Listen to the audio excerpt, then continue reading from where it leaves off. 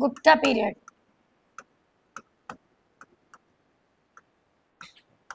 आज फिर स्टूडेंट्स कम है।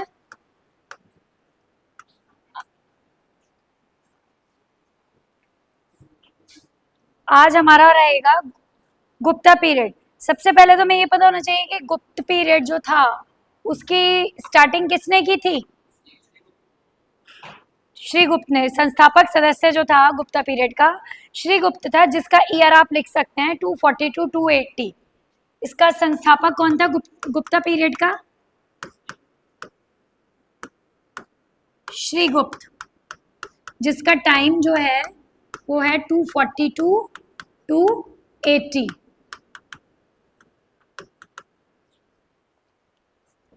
थ्री क्लासेस रह गई हैं आपकी यहाँ पर बस मेरी। प्रभावक एक अभिलेख मिला है, जिस अभिलेख का नाम है, उस दिन बताया था मैंने, प्रभावती गुप्ता। प्रभावती गुप्त लिखा था जिसने भी, वो एक ताम्र अभिलेख है। उसमें श्रीगुप्त के लिए एक वर्ड यूज किया है, आदिराज। तो एक प्रभावती गुप्त जो ताम्र अभिलेख है, जैसे अलग अलग अभिलेखों के नाम होते हैं, तो प्रभावती गुप्त नामक ताम्र अभिलेख में श्रीगुप्त के लिए क्या यूज किया गया है? किसकी उपाधि से? आदिराज।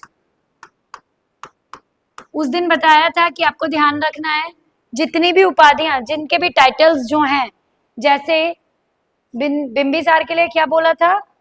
श्रेणिक। और अजातशत्रु के लिए कोणिक। उदयन के लिए पितृहंता। तो ये 2-3 बार रिकॉल कर लिया करिए, सो दैट आपको इजीली लर्न हो जाए। ठीक है, तो 2-3 टाइम्स में याद रह जाएगा। तो आदिराज जो है ऐसे ही गुप्ता पीरियड में जो श्रीगुप्त उसके संस्थापक सदस्य थे, उनके लिए यूज किया जाता है। और इसका वर्णन मिलता है हमें प्रभावती गुप्त ताम्र अभिलेख से।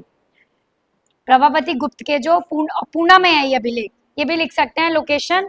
प्रभावती गुप्त के पूना स्थित ताम्र अभिलेख में श्रीगुप्त का वर्णन मिलता है। ठीक है,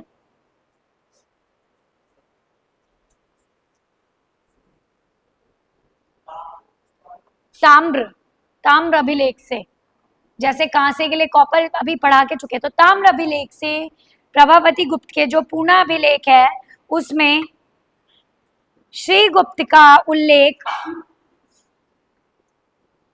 आदिराज के रूप में किया जाता है।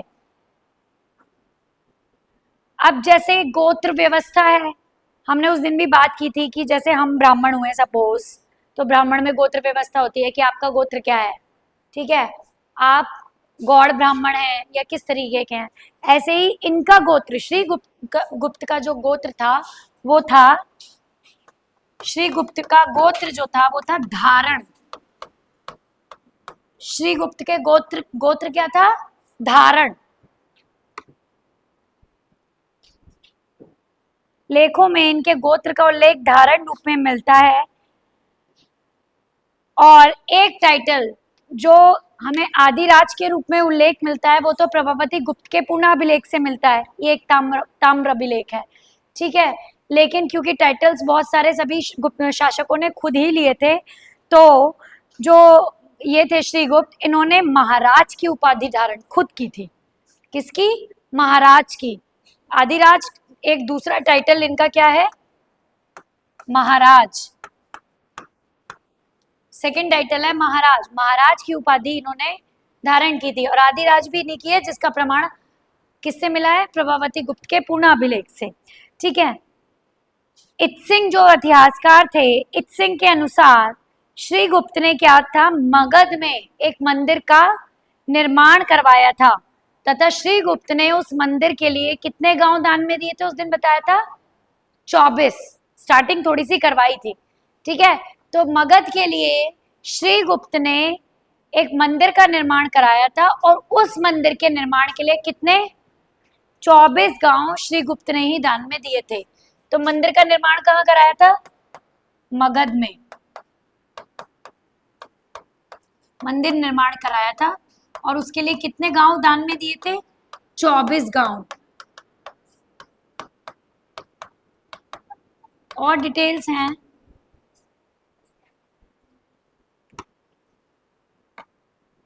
चौबीस गांव दान में दिए थे। ठीक है, और इसके द्वारा जो धारण की गई महाराज की उपाधि थी, इन्होंने अपने लिए जो खुद एक टाइटल लिया था महाराज, उस समय में ज्यादातर ये टाइटल सामंत लोग लेते थे। तो ये महाराज टाइटल किस व्यवस्था का प्रतीक है? सामंती व्यवस्था का। किस व्यवस्था का प्रतीक है? सामंती व्यवस्था का। क्योंकि ये टाइटल, महाराज का टाइटल जो है, ज्यादातर किसके द्वारा धारण किया जाता था?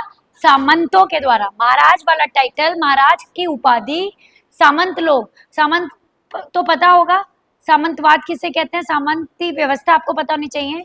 एक्चुअली जितने भी राजा महाराजा होते थे वो अपने से नीचे राजा के समकक्ष मान लो पावर्स के मामले में, कि उनकी शक्तियां उन्हें कितनी थी, तो उनसे थोड़ा सा अपने से नीचे वही लोग क्या करते थे, शासक नियुक्त कर देते थे, जो उनकी क्योंकि वो सब जगह नहीं देख सकते थे, तो एक राजा ने अपने नीचे कई सारे सामंत रख दिए कि इस एरिया को इस सामंत ने देखा। तो सामंती व्यवस्था ये थी कि सामंती व्यवस्था में ज्यादातर किंग्स क्या करते थे कि सामंतों के द्वारा आगे आगे का जो भी थर्ड पार्टी होती थी उसके थ्रू बात करना।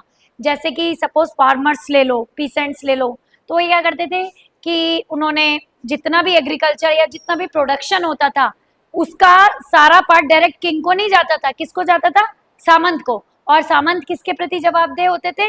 किंग के प्रति, राजा के, जो भी राजा होता था। तो ये एक सीक्वेंस था, लेकिन उनकी शक्तियां लगभग लगभग बराबर होती थी, फिर भी वो उनसे सेकेंडरी थे क्योंकि उनकी नियुक्ति राजा द्वारा होती थी सामंतों की। तो बस ये रोल होता था सामंत का।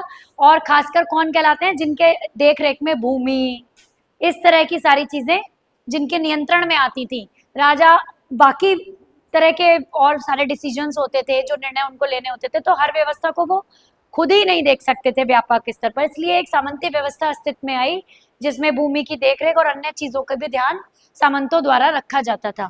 ठीक है।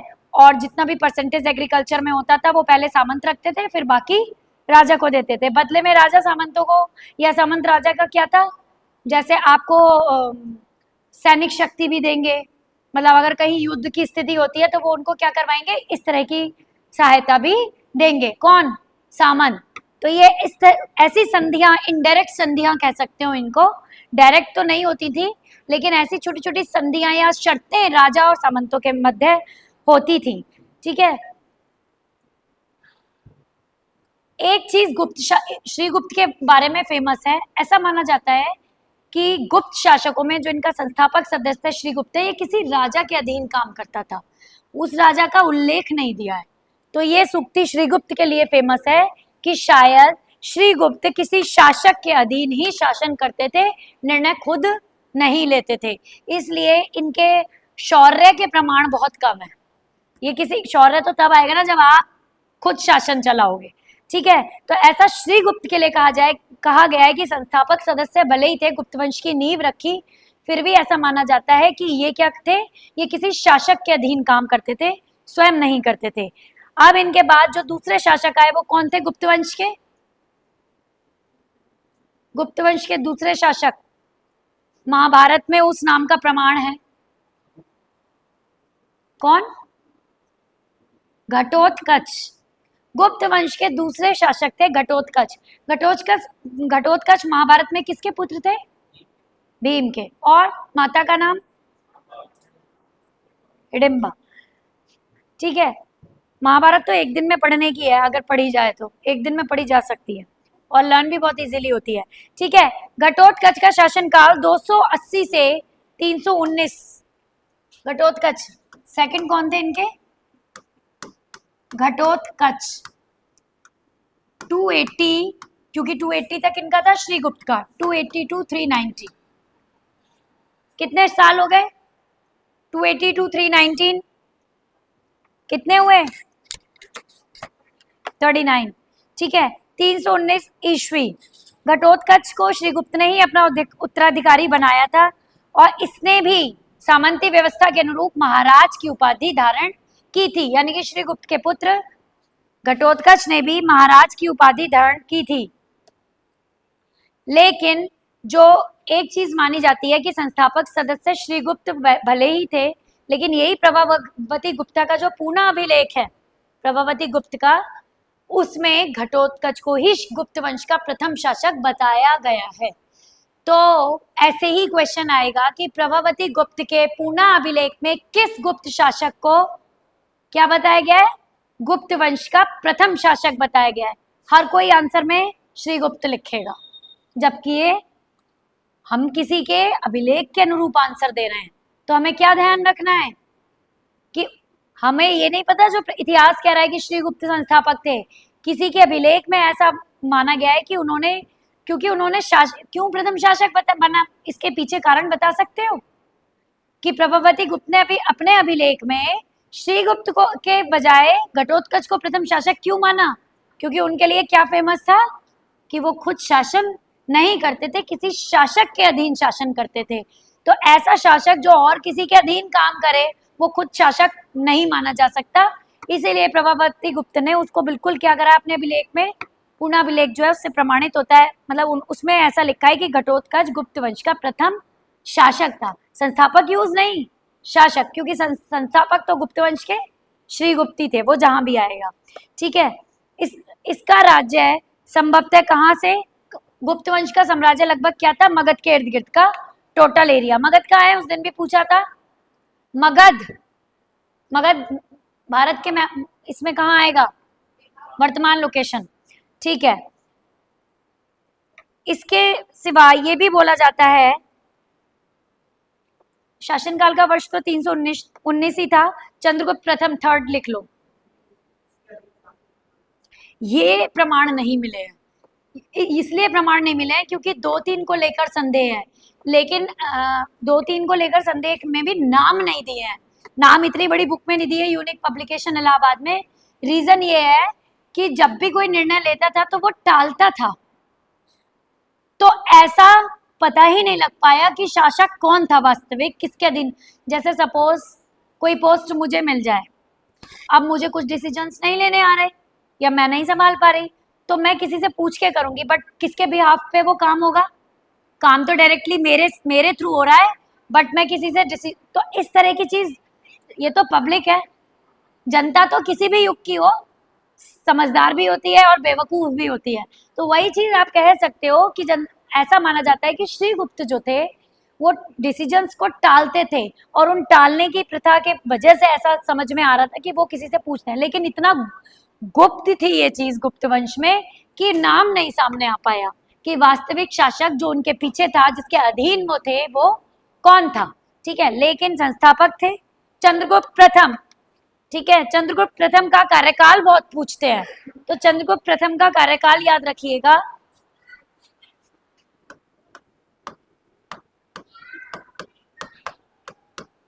चंद्रगुप्त प्रथम 319 से 335 ईस्वी, 319 to 335 ईस्वी चंद्रगुप्त प्रथम का कार्यकाल है। मोस्टली इनके लिए पूछा जाता है, कार्यकाल से संबंधित क्वेश्चन आ जाता है। गुप्त वंश का प्रथम प्रतापी राजा चंद्रगुप्त प्रथम ही थे। ठीक है, हाँ, वास्तविक संस्थापक नहीं ऐसा यूज कर सकते, कर भी सकते हो, जैसे कि उसमें हुआ है वास्तविक संस्थापक महावीर स्वामी के लिए जैन धर्म में, कि वैसे किसने स्थापना की थी, ऋषभ देव ने, लेकिन वास्तविक संस्थापक कौन माना जाता है, जिसने उसका प्रचार और प्रसार, हाँ, महावीर स्वामी। तो ऐसे कर कर आप ले सकते हो किसको, चंद्रगुप्त प्रथम को। लेकिन इनके विषय में ज्यादातर ये पूछा जाता है कि गुप्त वंश के बहुत फेमस प्रतापी राजा कौन थे, चंद्रगुप्त प्रथम थे। और इसने, जो चंद्रगुप्त प्रथम थे, उन्होंने उस समय के प्रसिद्ध लिच्छवी कुल, क्योंकि हमेशा से फेमस रहा था मगध में, वहां की एक कन्या थी कुमार देवी, उनसे इनका विवाह हुआ था। तो बिफोर लास्ट ईयर जो पीसीएस का क्वेश्चन पेपर आया था, उसमें ये क्वेश्चन था। 4 शासक दिए थे, जिनमें से एक चंद्रगुप्त प्रथम भी थे, और चारों की पत्नियां दी थी। केवल चंद्रगुप्त प्रथम की ही समझ में आ पा रही थी, कुमार देवी, अदरवाइज 3 बहुत टफ थे। तो ये चीज ध्यान रखनी है कि ये भी क्वेश्चंस आते हैं।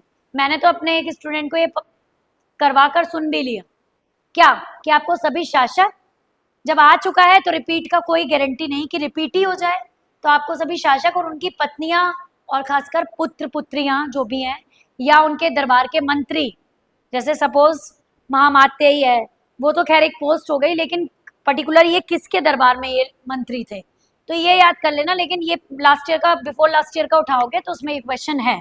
4 शासक दिए थे, चारों की पत्नियां दी थी और मैचिंग करनी थी। तो 3 जो थे काफी टफ थे, इसलिए जितना ज्यादा आपको क्लियर होगा आपके लिए अच्छा होगा। इसने उस समय के प्रसिद्ध लिच्छवी कुल की कन्या किनसे, और लिच्छवी कुल की थी, कुमार देवी से विवाह किया था। इस बात की पुष्टि 2 प्रमाणों से होती है। वो क्या है? पहला कि जो स्वर्ण सिक्के जारी किए थे, ये किसने, कौन, मतलब इसके बारे में क्या फेमस है? सबसे पहले स्वर्ण मुद्राएं किसने जारी की थी? ये क्वेश्चन है। किस वंश के शासकों ने? गुप्त वंश के शासकों ने। तो जो पहला स्वर्ण सिक्के जिसमें चंद्रगुप्त, अच्छा उसने कुमार देवी से विवाह किया था, तो स्वर्ण सिक्के जब उसने जारी किए तो उसमें चंद्रगुप्त के साथ किसका तस्वीर थी? कुमार देवी की, ठीक है। लिच्छवी प्रकार की वो मुद्रा थी। राजा रानी, मतलब राजा और रानी बने हुए थे उसमें, लिच्छवी कुल में ऐसे ही बना दिए जाते थे राजा रानी। तो इससे पता चला था कि उसके लिच्छवियों से संबंध थे, और उसमें जिस रानी की प्रतिमूर्ति छपी है उस मुद्रा में, वो संभवतः कुमार देवी है। तो ऐसा माना जाता था कि इसके इसलिए प्रत्यक्ष प्रमाण है कि चंद्रगुप्त का विवाह लिच्छवी कुल की कन्या किससे हुआ था? कुमार देवी से हुआ था उनका विवाह, ठीक है। दूसरा प्रमाण ये है कि समुद्रगुप्त के प्रयाग अभिलेख हैं। ये आ जाता है तो बहुत कॉमन क्वेश्चन है कि समुद्रगुप्त प्रयाग प्रशस्ति अभिलेख किसका है? इलाहाबाद से मिला प्रयाग स्तंभ लेख किसका है? समुद्रगुप्त का, समुद्रगुप्त का है। हाँ, तो दूसरा प्रमाण यही है कि चंद्रगुप्त ने कुमार देवी से विवाह किया था, क्योंकि जो समुद्रगुप्त का प्रयाग अभिलेख है उसमें लिच्छवी दौहित्र वर्ड यूज किया गया है। लिच्छवी दौहित्र एक वर्ड यूज किया गया है चंद्रगुप्त के प्रयाग अभिलेख में। ये लिख सकते हो, लिच्छवी दौहित्र, ये वर्ड यूज किया है। इसका मतलब ये था कि, इसका मतलब ये है कि 2 वैवाहिक संबंध, लिच्छवियों में 2 वैवाहिक संबंधों के लिए यूज किया जाता था। तो समुद्रगुप्त ने, क्योंकि कुमार देवी ही वहां की, इस समय जिस जो समुद्रगुप्त का, चंद्रगुप्त का काल था, उस समय कुमार देवी ही वहां की लिच्छवियों में कौन थी? विवाह योग्य, जिनको भी आप राजकुमारी कह सकते हैं। तो इसलिए इस वर्ड के प्रमाण से, दूसरा समुद्रगुप्त के अभिलेख में जो ये शब्द है, इससे भी प्रमाणित होता है कि उनके पिता चंद्रगुप्त का विवाह किससे हुआ था? कुमार देवी से हुआ था। प्रमाण माने जा सकते हैं, ठीक है, उनको मांग सकते हैं कहीं से भी। इसने महाराज की नहीं बल्कि किसकी उपाधि धारण की थी? महाराजाधिराज, महाराजा अधिराज। कौन सी संधि है? महाराजा प्लस अधिराज, दीर्घ संधि, ठीक है। महाराजा अधिराज की टाइटल जो थी इन्होंने ली थी। और जब कुमार देवी से विवाह हुआ था तो इन्हें भेंट स्वरूप वैशाली मिला था। ये लिख सकते हो, कुमार देवी से विवाह के उपरांत इन्हें कौन सा राज्य प्राप्त हुआ था? वैशाली, क्योंकि लिच्छवी कहाँ थे? वैशाली में ही। तो वैशाली का राज्य इनको प्राप्त हुआ था। और कुमार देवी के साथ जो उनकी मुद्राएं मिली हैं, उस पे देवी दुर्गा की भी मुद्रा है साथ में, ठीक है। इससे प्रमाणित होता है कि वो अपनी पत्नी को ही या किसी भी फीमेल कास्ट को देवी तुल्य मानते थे। देवी दुर्गा की आकृति गुप्त वंश के स्वर्ण मुद्राओं से प्राप्त हुई है। तो किस देवी की मूर्ति प्राप्त हुई है, पूछा जा सकता है। और सबसे इंपॉर्टेंट बात, चंद्रगुप्त प्रथम ने एक संवत भी स्टार्ट किया था, जिसको क्या बोला जाता है? गुप्त संवत। और हमारे यहाँ जो ये कैलेंडर है, ये कौन से संवत पर है? कनिष्क द्वारा शक संवत। किसने करा था? कनिष्क ने, ठीक है। तो ये गुप्त वंश, गुप्त संवत भी इन्होंने स्टार्ट किया था, नाम से चलाया था। और ये बहुत इंपॉर्टेंट क्वेश्चन है, गुप्त वंश में चलाए गए गुप्त संवत और कनिष्क द्वारा चलाए गए शक संवत में कितने वर्षों का अंतर है? 241 ईयर्स। कितने वर्षों का अंतर है? 241 वर्ष। जो गुप्त संवत है और जो शक संवत है, उसमें कितने वर्षों का अंतर है? तो दोनों में कितने वर्षों का अंतर है? 241 वर्ष का। और हमने इतने साल बाद शक संवत को स्वीकार किया। 241 वर्षों का अंतर है। क्योंकि शक क्यों है ये पता है? क्योंकि गुप्त संवत जो आया था उसकी डेट क्या थी? 319 से 20 के बीच। और शक कब आया था? 78 ईस्वी, 78। ये पूछा जा, ये भी आ चुका है क्वेश्चन। शक संवत की तिथि क्या थी? 78। वो आगे आएगा। एक चीज ध्यान रखनी है कि इनकी मृत्यु उपरांत समुद्रगुप्त को राज्य नहीं मिला था, बल्कि इन्होंने संन्यास ले लिया था। चंद्रगुप्त प्रथम ने संन्यास ग्रहण, अपने पुत्र को राजगद्दी देने के बाद संन्यास ग्रहण कर लिया था। उसके बाद आ जाते हैं समुद्रगुप्त। कौन से नंबर के हुए? सेकंड कौन थे?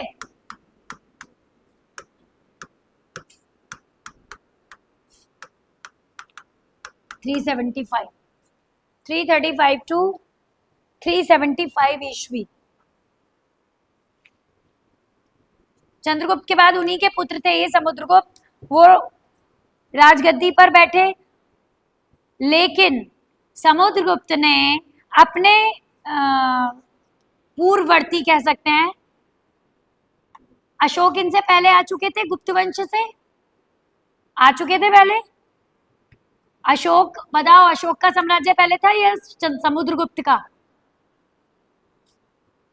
अशोक का कैसे था? क्योंकि वो मौर्य वंश। तो अशोक के लिए मतलब मगध में उन्होंने भी शासन किया। तो ये माना जाता है कि अशोक की जो शांति और अनाक्रमण नीति थी, बाद में कलिंग युग के बाद तो उन्होंने ये सोच लिया था कि शांति ज्यादा बेहतर है, इंस्टेड ऑफ क्या कि आप युद्ध लड़ रहे हैं, वॉर में इंगेज रह रहे हैं। तो उन्होंने क्या करा कि युद्ध नीति के बजाय समुद्रगुप्त मतलब शांति बनाई। लेकिन समुद्रगुप्त ने इसके विपरीत, ये कोई मानता ही नहीं है कि आक्रमण और हिंसात्मक नीति अपनाई थी इन्होंने। समुद्रगुप्त ने हिंसा एवं आक्रमण की नीति अपनाई थी। और समुद्रगुप्त के दरबार के प्रसिद्ध कवि भी आ जाते हैं बहुत ज्यादा, लिख लो, हरिशेन। हरिशेन किसके दरबारी कवि थे? तो बहुत क्वेश्चन आ चुका है, बहुत सारे एग्जाम्स में आ चुका है हरिशेन। और कोशिश करना हरिशेन की डिटेल भी, इसको अभी क्योंकि टॉपिक्स शॉर्ट में चल रहे हैं तो इसके आगे डिटेल लिख देना, ठीक है? क्योंकि हरिशेन से इंडिविजुअल क्वेश्चंस बहुत पूछे जाते हैं।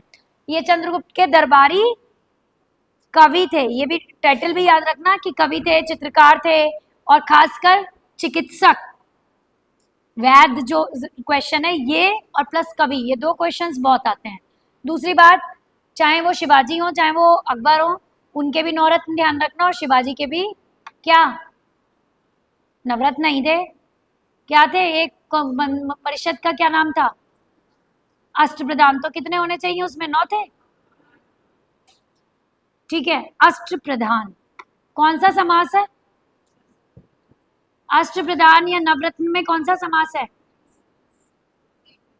द्विगु, बहुव्रीहि नहीं है।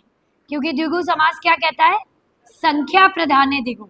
किसी भी अगर वर्ड में संख्या आ रही है, पंचतत्व, ठीक है, और चतुर्मुख, त्रिनेत्र, ये सब द्विगु समास है, याद रखना।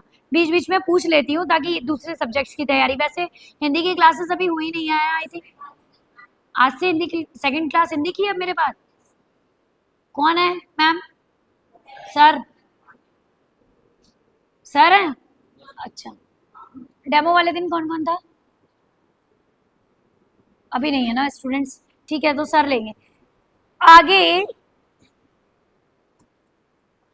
एक चीज ध्यान रखनी है, जो समुद्रगुप्त के विजय अभियान है उसका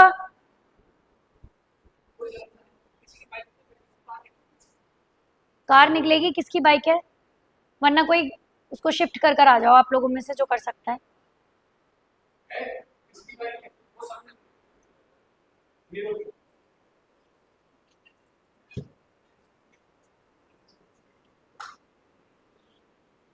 प्रयाग प्रशस्ति अभिलेख जो है समुद्रगुप्त का, उसके 7वें श्लोक में ये क्वेश्चन बहुत इंपॉर्टेंट है। प्रयाग प्रशस्ति अभिलेख के 7वें श्लोक में समुद्रगुप्त के विजय अभियानों का उल्लेख मिलता है। 7 से याद रख लेना, 7 डेज या जो भी है।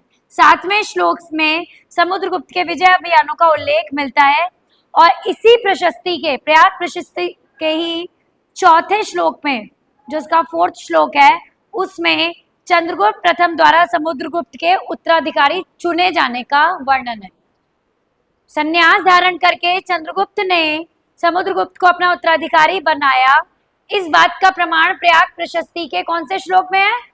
चौथे श्लोक में। और समुद्रगुप्त के विजय अभियानों का प्रयाग प्रशस्ति के 7वें श्लोक में वर्णन मिलता है।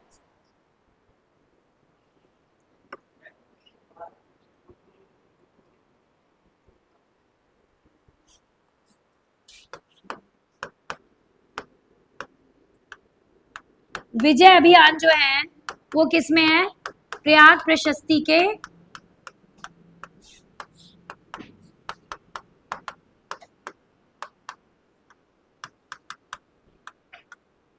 7वां श्लोक। और विजय अभियान के साथ दूसरा क्या था? उत्तराधिकारी चुना जाना।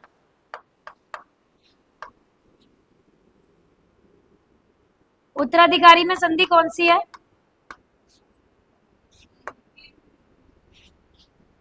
हो ही नहीं सकता।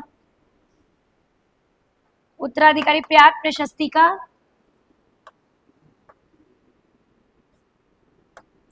दीर्घ संधि नहीं है।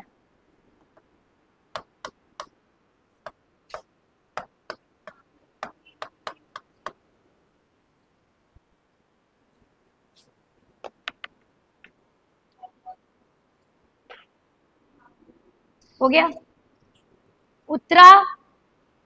उत्तर प्लस अधिकारी कौन सी संधि है?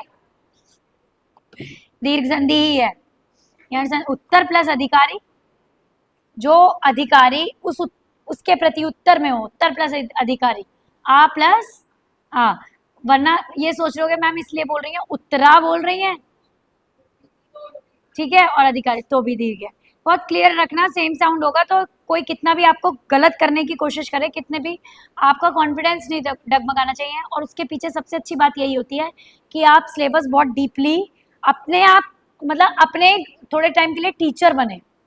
सपोज जिस समय आप संधि पढ़ रहे हैं, जब आपको उस पर कमांड आ जाए तो आप अपने आप ही टीचर बने, अपने आप से ही पूछें, अपने आप ही आंसर करें। ऐसा आपको करना पड़ेगा।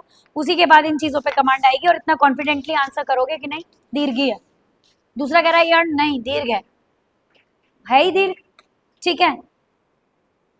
इसके अतिरिक्त मध्य प्रदेश में सागर कहाँ है ये पूछा जाता है। मध्य प्रदेश का एक सागर जिला है, वहां पर एरण नामक स्थान से समुद्रगुप्त का एक अभिलेख है, जिसमें समुद्रगुप्त को कहा है कि वो जो पहले राजा थे, पृथु, राघव और अन्य राजा, उन सबसे बढ़कर दानी बताया गया है।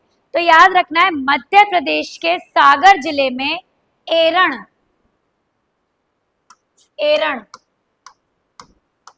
मध्य प्रदेश के सागर जिले में एरण नामक स्थान से जो अभिलेख मिले हैं, उसमें समुद्रगुप्त को क्या बताया गया है इस अभिलेख में? महादानी, यानी कि अन्य सभी से ज्यादा दान करने वाला। लेकिन किसके बाद?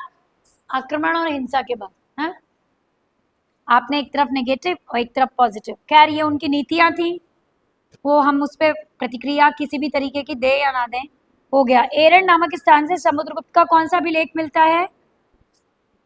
महादानी बताया गया है, ठीक है, जिसको ये कहा जाता है, एक सूक्ति ध्यान रखना, ये ओरली ही ध्यान रख लो, किस शासक के विषय में ये फेमस है कि वो प्रसन्न होने पर तो कुबेर को किनके देवता बोला जाता है? धन के देवता, की बहुत बारिश कर देंगे, मतलब खुश हो गए तो आपको धन धान्य से या शक्ति, जिससे भी समझ लो, धन धान्य से संपन्न करेंगे।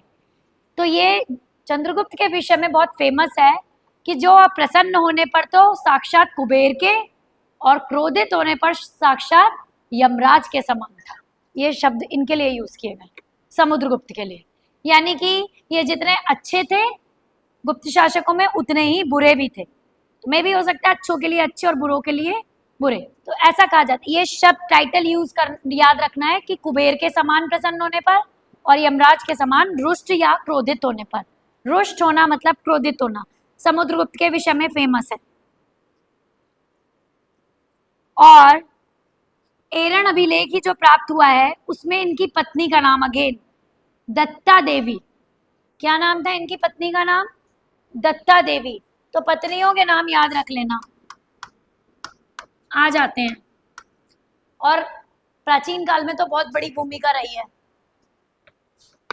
और प्राचीन काल क्या, मध्यकालीन भारत तक भी ले आओ।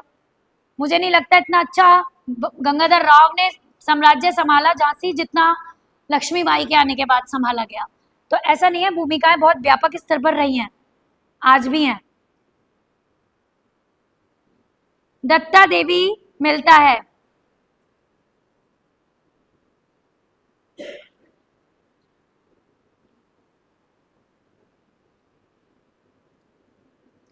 सबसे पहले समुद्रगुप्त के जो विजय अभियान शुरू हुए थे, उन्होंने क्या किया था, काटना पड़ रहा है मैटर क्योंकि पोस्ट पर भी आना है।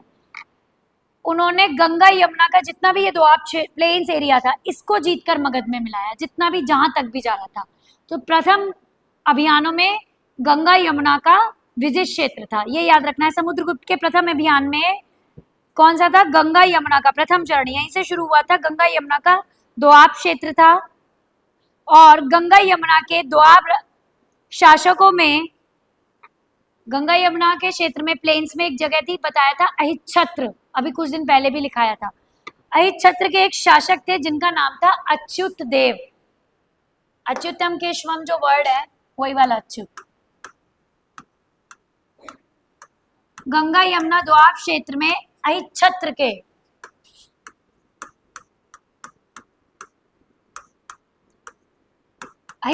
ये अच्युत देव शासक थे। ठीक है, जब समुद्रगुप्त ने इस क्षेत्र में विजय अभियान चलाए तो अहिच्छत्र क्षेत्र के जो अच्युत देव शासक थे वो चंपावती, एक दूसरा क्षेत्र है, के शासक नागसेन एवं विदिशा के शासक गणपति नाग,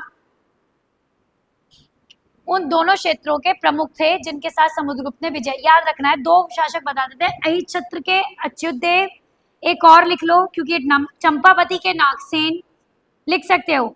अहिच्छत्र में अच्युत देव, चंपावती के नागसेन और विदिशा के गणपति नाग। जिस समय इसने गंगा यमुना दोआब क्षेत्र में विजय अभियान चलाए तो गंगा यमुना दोआब क्षेत्र में अहिच्छत्र के शासक कौन थे? इन्हें जीता, फिर इन्हें हराया और अपने राज्य में मिलाया।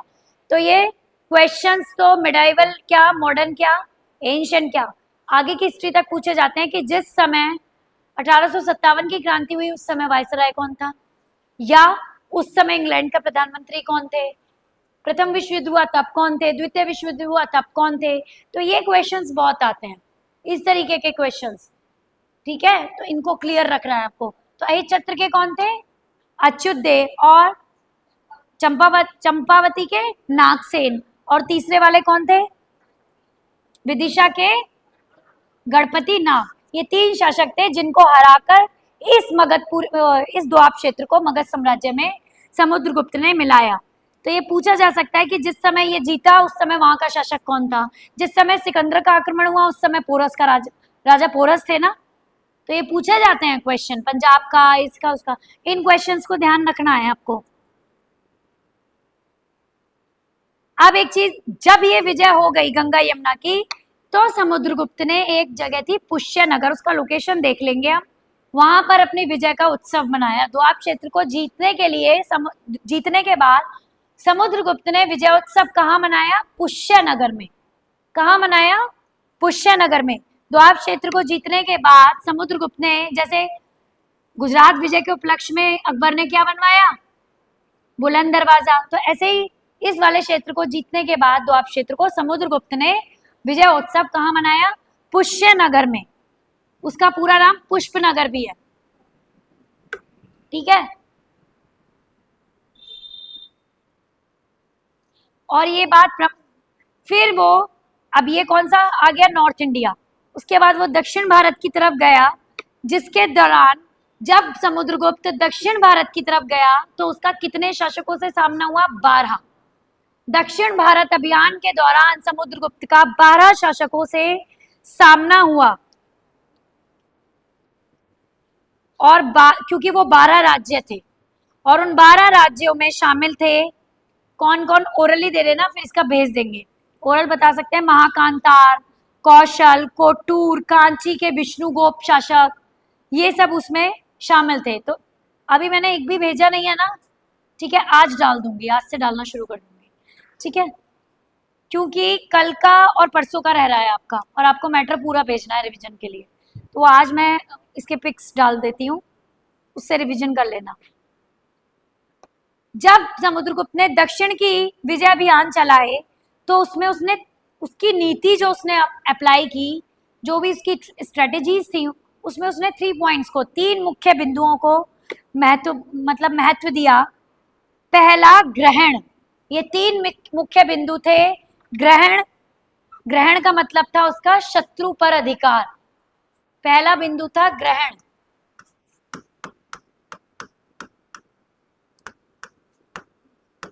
जिसका मतलब था शत्रु पर अधिकार। दक्षिण अभियान के दौरान समुद्रगुप्त ने 3 बिंदुओं पर विशेष बल दिया, जिसमें पहला था ग्रहण, दूसरा था मोक्ष और तीसरा था अनुग्रह। जिसमें ग्रहण का मतलब था शत्रु पर अधिकार, यानी कि अभियान चलाते समय उसके दिमाग में एक पहली नीति, अपनी स्ट्रेटेजी के थ्रू दिमाग में ये बात सेट रहती थी कि मुझे क्या करना है? शत्रु पर अधिकार करना है। दूसरा मोक्ष, अधिकार करने के बाद फिर उसे बंदी नहीं बनाना है, उसको मुक्त कर देना है। तो मोक्ष का से तात्पर्य था उसका शत्रु की मुक्ति या शत्रु को मुक्त करना। और तीसरा था अनुग्रह, राज्य को लौटाना। हराता भी था हाँ, या संधि कर, इसीलिए कहा गया है कि अगर वो प्रसन्न है तो वो कुबेर है और अगर वो रुष्ट है तो वो यमराज है। तो ऐसा हो सकता है कि जब कोई शासक हारता होगा, क्योंकि वो इसके इस व्यवहार से शायद सभी उस समय का समाज परिचित हो कि गुप्त वंश का ये सम्राट इस तरह के नेचर का है, तो लोग क्या करते हो? हारने वाले खुद ही झुक जाते हैं। आज भी बड़े बड़े मंत्री हैं, सभी लोग सभी से वाकिफ हैं कि किसका कैसा है। अब उसी के अकॉर्डिंग हम लोग लोकतंत्र क्यों है? हमें जिसकी जो चीज समझ में आती है हम उसके अनुसार वोट देते हैं। वोट पर किसी एक का अधिकार नहीं है कि आप दिमाग में सेट कर दो सबके ये वोट देना है, नहीं, ये तो हमारा मन स्वतंत्र है। तो वही हमेशा से चली आई है व्यवस्था कि समुद्र के गुप्त के लिए भी इस तरह की अवधारणा होगी कि अब अगर हार गए हो, ठीक है, अब तक उसका यमराज स्वरूप देखा, अब आप उसका क्या देखो कि आप उसके आगे झुक जाओ। तो ऐसा होता होगा, तभी इसने 3, और वैसे भी 3 नीतियों का प्रतिपादन करता है, ये भी विश्वव्यापी होगी बात, ये भी पता होगी। तो ठीक है, अनुग्रह,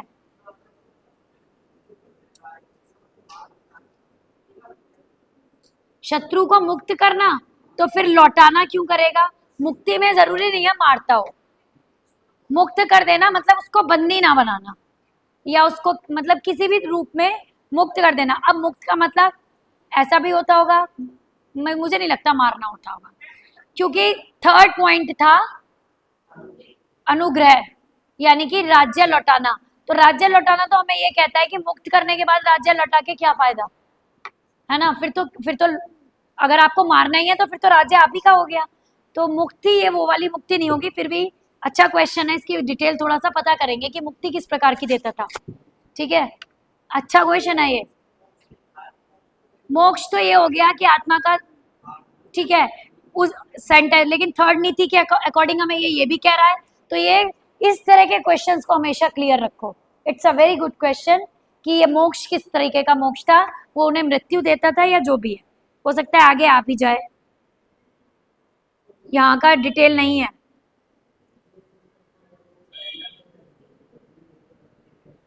हो सकता है समुद्रगुप्त की इस नीति को हरिशेर ने तीनों को कंबाइन करके ग्रहणाणु मोक्ष अनुग्रह कहा है। क्या कहा है? ये हरिशेर ने वर्ड्स दिए हैं इसके लिए।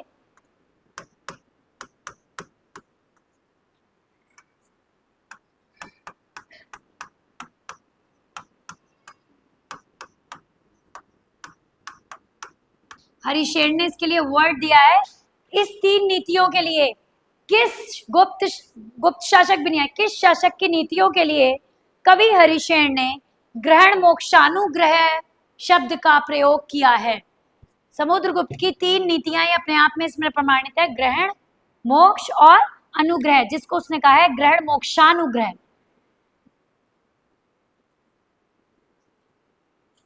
मोक्षानुग्रह फिर अगेन दीर्घ संधि, मोक्षानुग्रह, मोक्ष प्लस अनुग्रह, ठीक है। दीर्घी तो है, सब में दीर्घी आ रही है, नहीं आ सकती है। अभी स्वागतम कहते तो क्या आएगी?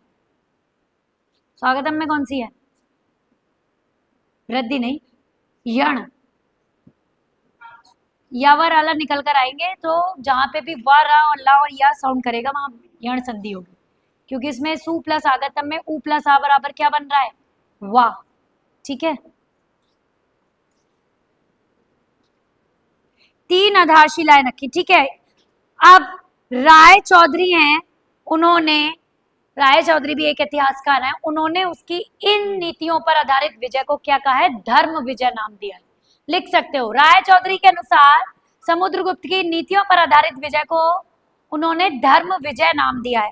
वैसे ये क्वेश्चन आपको लिखने जरूर पड़ रहे हैं, कुछ क्वेश्चन मुझे भी ऐसा लग रहा है कि जैसे दोबारा रिकॉल करना पड़ा है, अदरवाइज पढ़ते पढ़ते ही याद हो जाते हैं।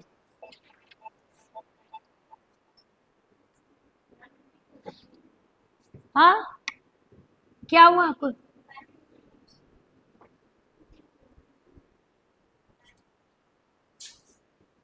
जो राय चौधरी हैं दूसरे एक,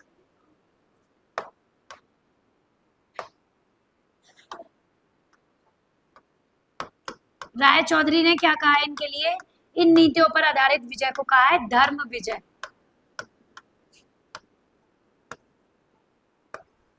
धर्म विजय बोला है राय चौधरी जो इतिहासकार है।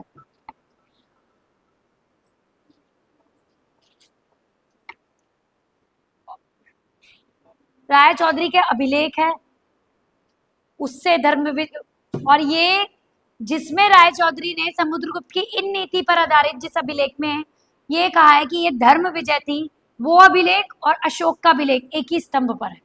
दोनों अभिलेख किस पर है? एक ही स्तंभ पर है, ठीक है। अच्छा, ये वो शासक था जिसने अपनी विजयों की उद्घोषणा अश्वमेध यज्ञ से कराई। समुद्रगुप्त ने अपनी समस्त विजयों की उद्घोषणा कि मैंने ये विजय ली, ये विजय ली, अश्वमेध यज्ञ की समाप्ति द्वारा कराई।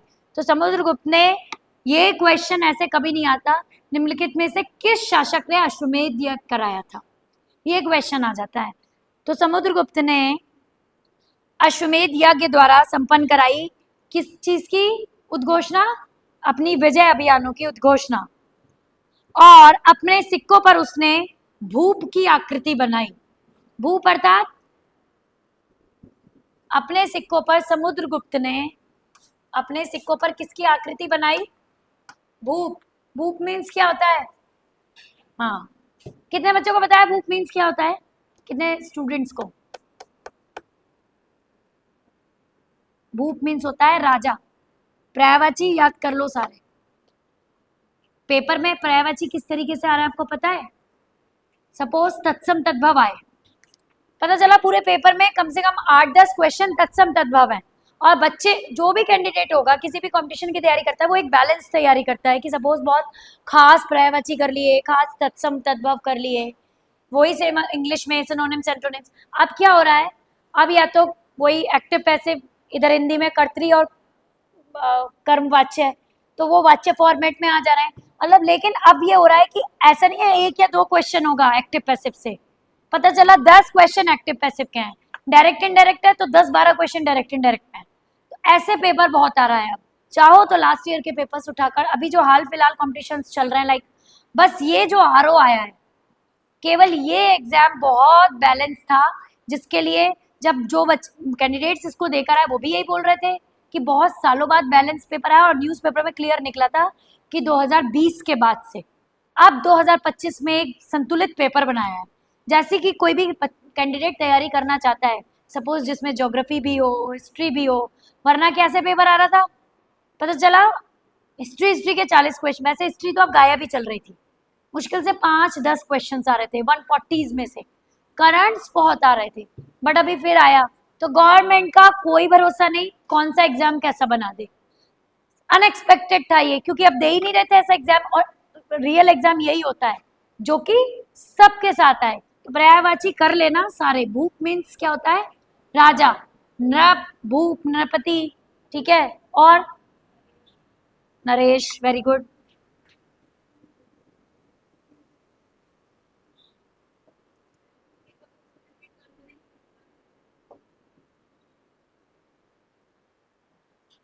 समुद्रगुप्त के जो सिक्के हैं उसमें उसने भूप की आकृति बनाई है, यानी कि किसकी, राजा की, इसलिए मैंने इसके अंदर दिया है, राजा की आकृति बनाई है। और उसके नीचे समुद्रगुप्त में के जो सिक्के हैं उसमें एक वर्ड खुदा हुआ है जिसमें लिखा हुआ है अश्वमेध पराक्रम। जैसे भारतीय चिन्ह के नीचे क्या है, अशोक स्तंभ के नीचे क्या खुदा हुआ है, या सत्यमेव जयते, ऐसे ही समुद्रगुप्त के सिक्कों पर उसके नीचे लिखा हुआ है अश्वमेध पराक्रम। क्या वर्ड यूज हुआ है, अश्वमेध पराक्रम। और इसके सिक्कों पर इसे किस रूप में दिखाया गया है, वीणा वादन करते हुए, वीणा बजाते हुए। भूप नहीं, ये क्वेश्चन जो पढ़ा दिया वो ठीक है। राजा की आकृति बनाई गई है प्लस अश्वमेध। कुछ सिक्कों पर इसको क्या, कुछ सिक्कों पर, सिक्के तो बहुत सारे निकलवा देते थे, ठीक है, अभी अभी के सिक्के हैं, नोट है, ये क्वेश्चन भी याद कर लेना कि 20 के नोट पर किसकी आकृति है। जैसे कि अभी चंद्रयान भी है, पता है किसी एक नोट पर चंद्रयान है, सांची का स्तूप भी है, 200 पर है, 200 के नोट पर है सांची का स्तूप, 300 का नोट, 300 का नोट कब से आया भाई, आया है क्या, 300 का नोट नहीं आया भाई। तो ये भी, ये आ चुका है, ये भी क्वेश्चन आ चुका है, निम्नलिखित में से इस मुद्रा पर किसकी आकृति अंकित है। तो आप कितनी भी छपवा लो, तो सेम कुछ सिक्कों पर उसको भूप राजा की आकृति के साथ अश्वमेध पराक्रम खुदा हुआ है, और कुछ सिक्कों पर समुद्रगुप्त को वीणा वादन करते हुए दिखाया गया है, क्योंकि ये संगीत प्रेमी था, ठीक है, समुद्रगुप्त जो था वो संगीत प्रेमी था। और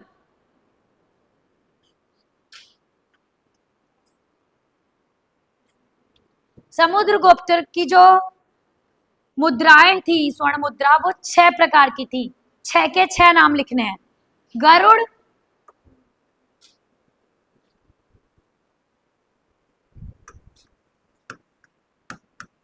गरुड़ 6 प्रकार की स्वर्ण मुद्राएं थी।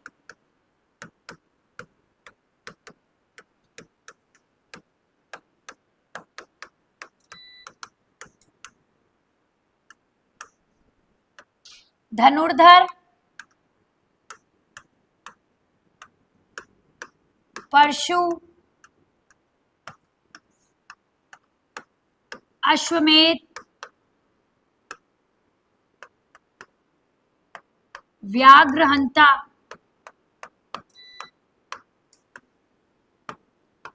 लास्ट एक और थी, वीणासरण।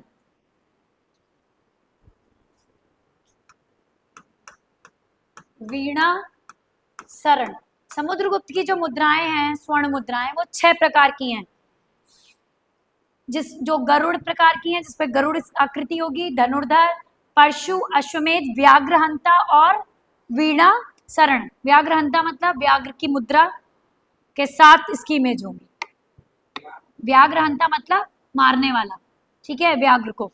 तो व्याघ्र, व्याघ्र किसको कहते हैं, बाघ, ठीक है।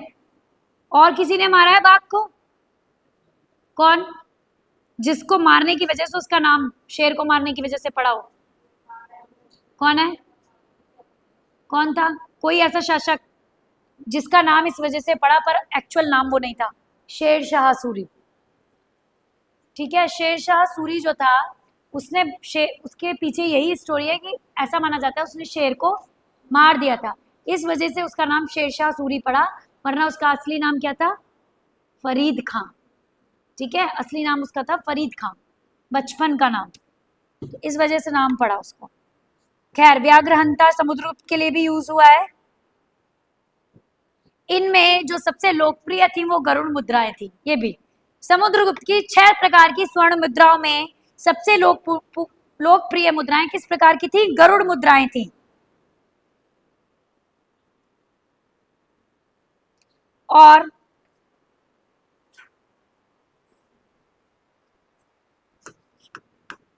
समुद्रगुप्त का हर तरह के विजय अभियान को लेकर एक ही लक्ष्य होता था, जिसको उसने नाम दिया धरणी बंध।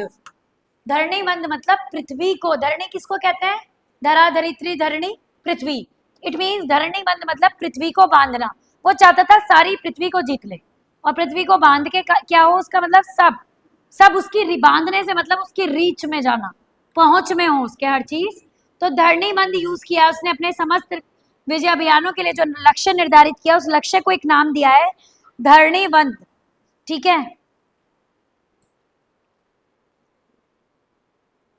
एक चीज समुद्रगुप्त के बारे में बहुत कुछ है पढ़ने के लिए।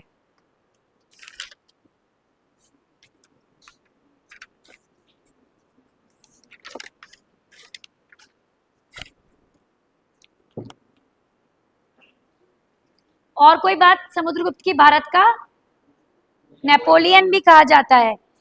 ठीक है,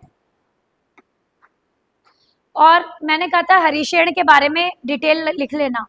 तो पहले तो एक चीज ये याद रखना है, दरबारी कवि तो थे ही थे, लेकिन ये युद्ध मंत्री भी थे, जिसके लिए शब्द था संधि विग्रह।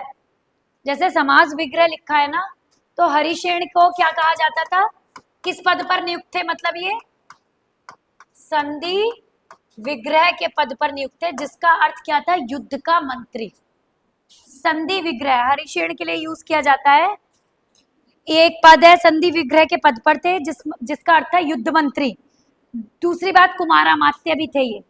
कुमारा मात्य और महादंड नायक यानी कि न्याय विभाग के भी अधिकारी हरिशेन ही थे। साथ ही साथ कवि कवि भी थे। और कौन थे? दंड नायक भी थे, महादंड नायक और कुमारा मात्य।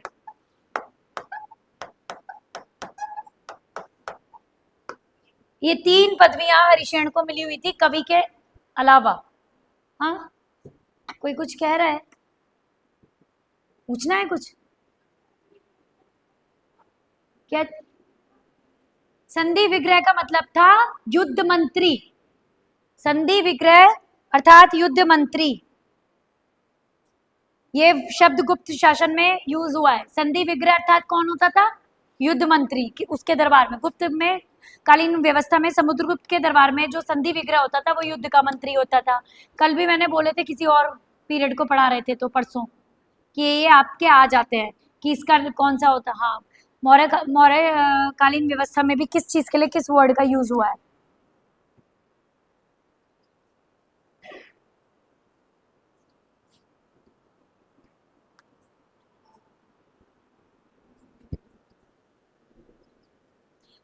समुद्रगुप्त ने ही कवि हरिशेन को कविराज की उपाधि दी थी। और एक बौद्ध भिक्षु था वसुबंधु। समुद्रगुप्त ने एक बौद्ध भिक्षु थे वसुबंधु, इतना तो लिख लोगे। वसुबंधु, उनको संरक्षण दिया था अपने दरबार में। वसुबंधु, समुद्रगुप्त ने अपने दरबार में वसुबंधु जो बौद्ध भिक्षु थे उनको संरक्षण दिया था। और इलाहाबाद से जो समुद्रगुप्त के खत्म, अब समुद्रगुप्त जो इलाहाबाद से समुद्रगुप्त के अभिलेख मिले हैं, उसमें उनके लिए क्या किस शब्द का यूज किया गया है? धर्म प्रचार बंधु। वसुबंधु जो थे ये तो बौद्ध भिक्षु थे जिनको समुद्रगुप्त ने संरक्षण दिया था। और इलाहाबाद से जो उनके अभिलेख मिले हैं, इनमें इनको क्या बोला गया है? धर्म प्रसार बंधु, प्रसार या प्रचार।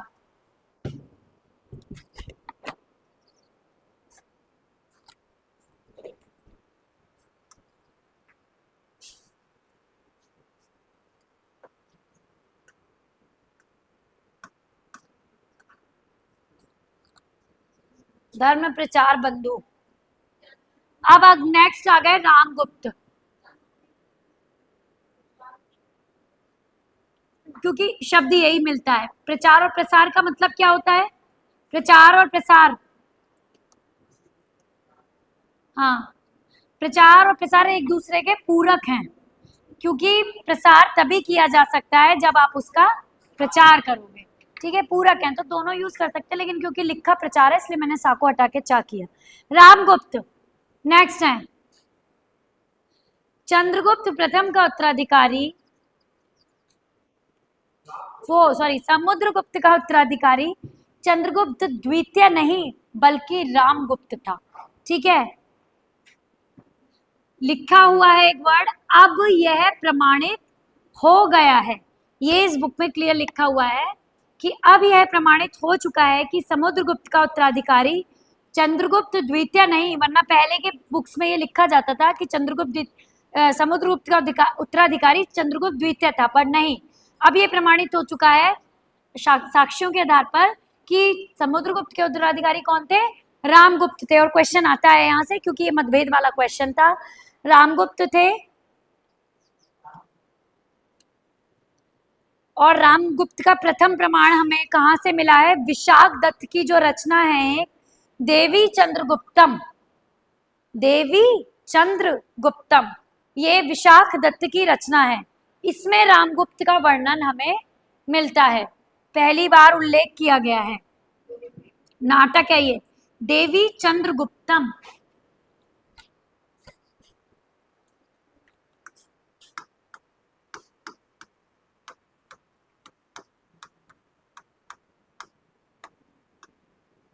देवी चंद्रगुप्तम नाटक है, विशाख दत्त का है। इसमें पहली बार रामगुप्त का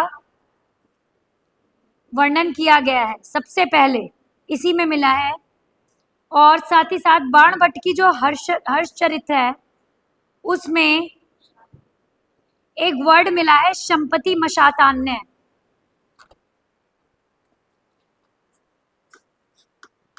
संपत्ति मशातान्य, ये वर्ड मिला है बाणभट्ट की हर्षचरित्र में। ये संपत्ति मशातान्य रामगुप्त ही है। जो ये संपत्ति मशातान्य है ये कौन है? रामगुप्त ही है। यानी कि विशाख दत्त की जो रचना है कौन सी? देवी चंद्रगुप्तम, उसमें सबसे पहले रामगुप्त का वर्णन मिला है। उसके बाद बाणभट्ट की रचना जो है कौन सी? हर्षचरित्र, उसमें एक वर्ड मिला है, क्या मिला है? संपत्ति मशातान्य। संपत्ति मशातान्य है जिसका मेल रामगुप्त से मिलता है, अर्थात ये शब्द रामगुप्त के लिए ही यूज किया गया है, उपाधि है।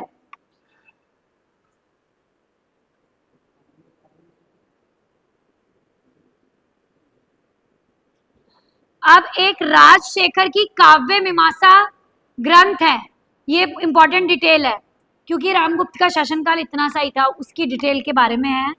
राजशेखर, जैसे अभी ये कवि हैं, बाणभट्ट बोल दिया आपको, विशाख दत्त बोल दिए, विशाख दत्त की देवी चंद्रगुप्तम बोल दी, बाणभट्ट की हर्षचरित, तो ये अलग अलग दोनों वर्ड्स मिले हैं। ऐसे ही एक है राजशेखर की काव्य मीमांसा। राजशेखर की काव्य मीमांसा में एक ध्रुव देवी नाम की कन्या का उल्लेख किया गया है, या स्त्री का उल्लेख किया गया है। ठीक है, और उन्हीं के नाम से एक श्लोक है, राजशेखर की काव्य मीमांसा।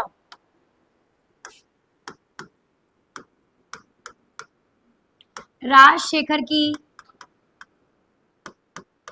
एक रचना है काव्य मीमांसा। इसमें क्या बोला है? राजशेखर की काव्य मीमांसा में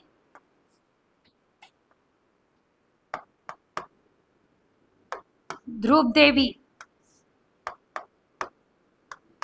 ये कन्या है, लेकिन इस रचना में भले ही वो कन्या है, एक श्लोक इन्हीं के नाम से है। क्या है?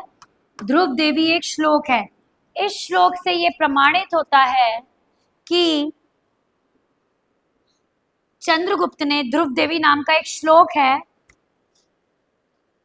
जिस श्लोक से ये प्रमाणित होता है कि चंद्रगुप्त ने रामगुप्त की हत्या करके गद्दी हत्या ली थी, इस प्रकार वो राजा बना, चंद्रगुप्त द्वितीय। ठीक है, ये याद रखना है। ये उनकी मृत्यु से संबंधित क्वेश्चन है कि राजशेखर की काव्य मीमांसा में ध्रुव देवी नाम का एक श्लोक है, कन्या के ऊपर ही है लेकिन ध्रुव देवी नाम का श्लोक है। श्लोक में यह वर्णन दिया गया है कि चंद्रगुप्त द्वितीय ने रामगुप्त की हत्या कर कर गद्दी हत्या ली थी और साथ ही साथ ध्रुव देवी से शादी कर ली थी। जो ध्रुव देवी श्लोक है, उस श्लोक में इनकी हत्या के साथ इन्हीं से विवाह का वर्णन है। ध्रुव देवी ने किस श्लोक में, कोई आइडिया ही नहीं लगा सकता कि श्लोक भी उन्हीं के नाम पर होगा, किस श्लोक में चंद्रगुप्त द्वितीय द्वारा रामगुप्त की हत्या और साथ ही साथ ध्रुव देवी से विवाह का वर्णन है? किस श्लोक में चंद्रगुप्त द्वारा रामगुप्त की हत्या और उनका ध्रुव देवी से विवाह का वर्णन है? किस श्लोक में है? ध्रुव देवी श्लोक से। किसका श्लोक है? राजशेखर की काव्य मीमांसा से ये श्लोक अवतरित है।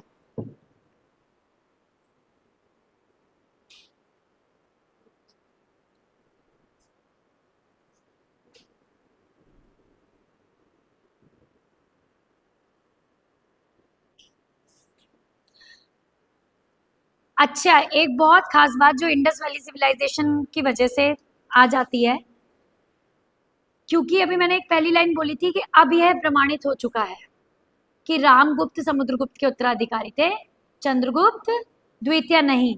तो अब ये प्रमाणित कैसे हुआ? क्योंकि ऐतिहासिक स्रोतों का पुनर्मूल्यांकन या पुनर्मंथन उन पर किया गया।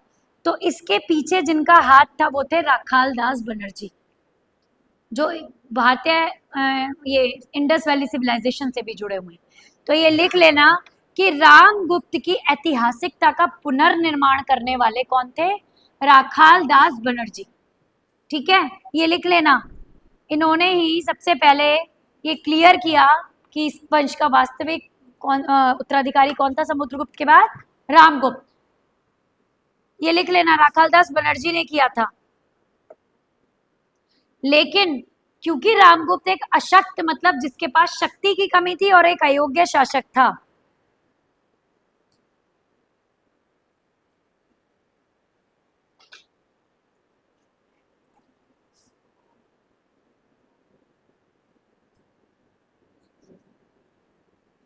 एक अशक्त और अयोग्य शासक था, ये भी एक वजह थी कि चंद्रगुप्त द्वितीय ने उसकी हत्या कर दी थी। क्योंकि इसके पीछे एक छोटी सी स्टोरी बस ये है, वजह पूछ ली जाए, कई बार आपके इस तरह के एग्जाम्पल्स आज के, जैसे सपोज डाउरी सिस्टम हो गया, या आपसे बहुत इस तरह का आपका कम्युनिकेशन किसी भी ऑफिसर या जनरली आपका चल रहा है, तो वहाँ इस तरह के एग्जाम्पल्स का यूज कर सकते हो कि ऐसी चीजें कभी कभी समाज में मान्य भी हो जाती हैं। जैसे इसके पीछे एक स्टोरी ये है, चंद्रगुप्त द्वितीय ने रामगुप्त की हत्या पहली बात तो इसलिए कि वो अयोग्य शासक था, अशक्त था, लेकिन अगर केवल इसलिए हत्या करता तो गलत भी कह देते कि चंद्रगुप्त द्वितीय ने गलत करा। लेकिन जो उसकी पत्नी थी ध्रुव देवी, पहले रामगुप्त की ही पत्नी थी, तो ध्रुव देवी एक शक राजा था जिसने रामगुप्त को परास्त किया और बदले में उससे किसको मांगा? ध्रुव देवी को मांगा। तो बदले में रामगुप्त ध्रुव देवी को देने के लिए तैयार भी हो गया। इस बात पर चंद्रगुप्त द्वितीय ने पहले तो उस शक राजा की हत्या की, उसके बाद रामगुप्त की हत्या करके ध्रुव देवी से विवाह किया। तो इस तरह के एग्जाम्पल्स आपको किसी भी कम्युनिकेशन में काम आ सकते हैं। जब ऐसे एग्जाम्पल्स हो तो उनको माइंड में सेट कर लिया करो, क्योंकि मैंने तो ये तक बता रखा है कि जैसे कोई भी ऐसा एग्जाम्पल है जो पॉल्यूशन में आ रहा है या कुछ भी है, तो उसको इंटर कर कर डाल लो कि आप इस बात का यूज अपने इंटरव्यू में कर सकते हो कि आपके इंटरव्यूअर्स क्या पूछते हैं आपसे कि आज ऐसा है, सपोज एयरलाइंस ही ले लो, प्राइवेटाइजेशन मतलब प्राइवेट सेक्टर में डाल रहे हैं सब, तो आपके अनुसार क्या ये ठीक है? वो आपसे पूछेंगे। तो हो सकता है किसी बुक से पढ़ा हुआ इतिहास का कोई एग्जाम्पल आपको ध्यान आ जाए कि तब ऐसा हुआ था तो उसके रिजल्ट्स ये आए थे तो ऐसा करना ठीक है, या रिजल्ट्स ये आए थे तो ऐसा करना ठीक नहीं है, तो इसलिए काम आ जाते हैं इस तरह की कम्युनिकेशन। सपोज यही कि आज आपको ऐसे एडमिनिस्ट्रेशन दे दिया जाए, पढ़ने सुनने में आ रहा है कि ऐसे ऐसे समाज में अस्थिरता फैली हुई है, मारा जा रहा है, ये तो मारने के तथ्य ये हो सकते हैं, नहीं ऐसे हो सकते हैं, तो क्या चीज जायज मानी जाती है, क्या नहीं मानी जाती, या कौन सी चीज आवेशवश की गई है, कौन सी, किस वजह से, तो इंटरव्यू में आप यूज कर सकते हो। उदाहरण, ऐतिहासिक उदाहरणों का सहारा लेना, अपने अपने बात को रखने के साथ प्रमाणित तथ्यों का सहारा लेना, वो आपकी बात को ज्यादा स्ट्रांगली रखेगा। इसके बाद आ जाओ चंद्रगुप्त द्वितीय 375 to 414। चंद्रगुप्त द्वितीय, रामगुप्त का बहुत ज्यादा शासनकाल का वर्णन नहीं है क्योंकि अयोग्य और अशक्त था। चंद्रगुप्त द्वितीय 375 से 414, 414, 375 to 414। समस्त गुप्त राजाओं में सबसे ज्यादा प्रभावशाली शासक समुद्रगुप्त का पुत्र चंद्रगुप्त द्वितीय ही था। सब और विरोचित गुणों से संपन्न था, अर्थात बहुत ज्यादा ब्रेव था। ठीक है, वीरता के गुण उसमें भरे हुए थे और इसकी उपाधि बहुत सारी थी। उपाधियां पूछी जा सकती हैं। निम्नलिखित में से कौन सी उपाधि चंद्रगुप्त ने धारण नहीं की थी? तो पहले तो ये याद करो कि कौन कौन सी की थी, लिखते जाओ एक के बाद एक। देवगुप्त, देवराज, तीन हो गई, देवगुप्त, देवराज, नेक्स्ट देवश्री। ये सारी उपाधियां अलग लिख लेना एक कि मुझे सबके टाइटल्स लर्न करने हैं। पत्नियां अलग लिख लेना, मुझे सारी पत्नियां लर्न करनी है। तो ये डिटेल्स पूछी जा सकती हैं। आते हैं ऐसे क्वेश्चन, आपके माइंड में ये सेट रहेगा कि अब मेरे इतने कंसेप्ट्स क्लियर हैं, मेरी इतने टॉपिक्स पे कमांड है, तो उनमें प्रॉब्लम्स नहीं आएंगी। ठीक है, उपाधियां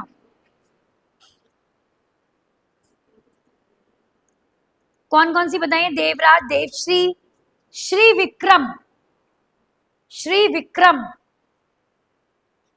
नेक्स्ट विक्रमादित्य, श्री विक्रम, विक्रमादित्य,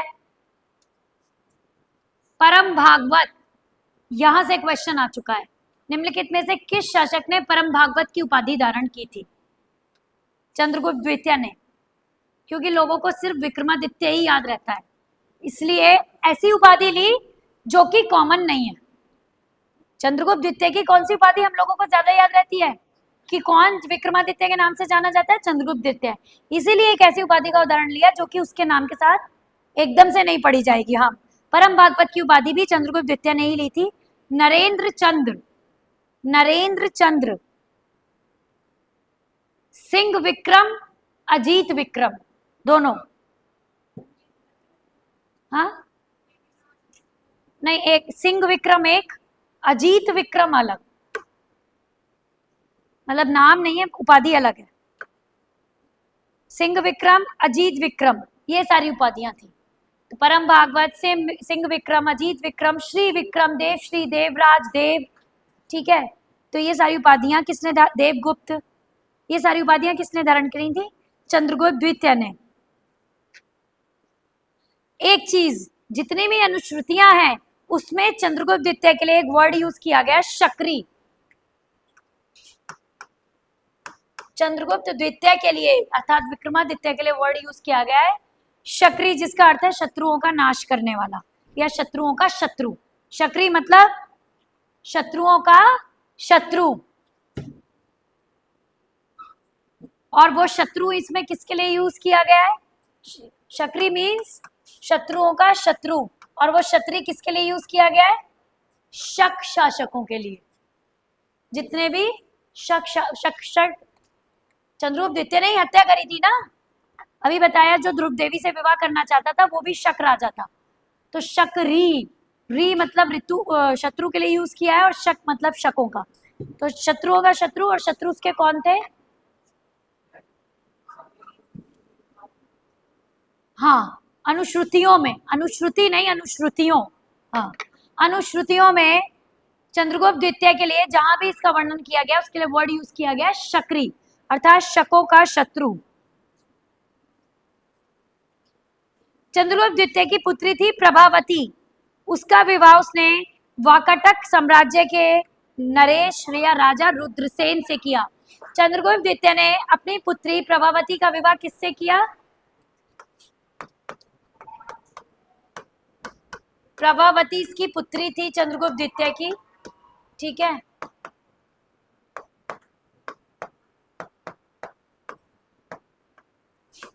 वाकाटक साम्राज्य के संस्थापक थे। मेरा वो भी गया, दोबारा लिख रही हूं, करो, जाओ जाओ करो, किसे आ रहा है, कौन से, ये ये ये चलो। शक शासक, शकों का शत्रु, और दूसरा क्या बोला है इसके लिए, कहां पर थे हम, रुद्रसेन से। प्रभावती का विवाह किससे हुआ था, रुद्रसेन से। वाकाटक साम्राज्य के नरेश या शासक थे रुद्रसेन। इनसे चंद्रगुप्त द्वितीय ने अपनी पुत्री प्रभावती का विवाह किया था।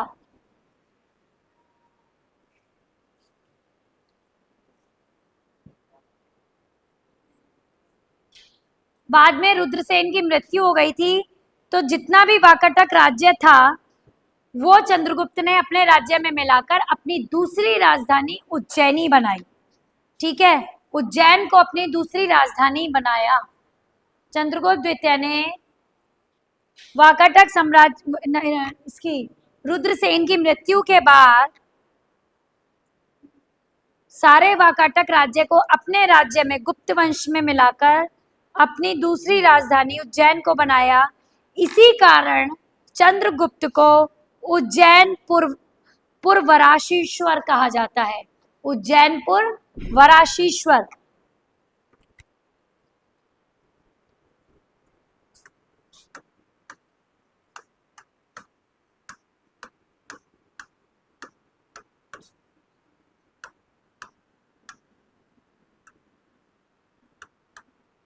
उज्जैनपुर वराधीश्वर, जिसके अधीन हो।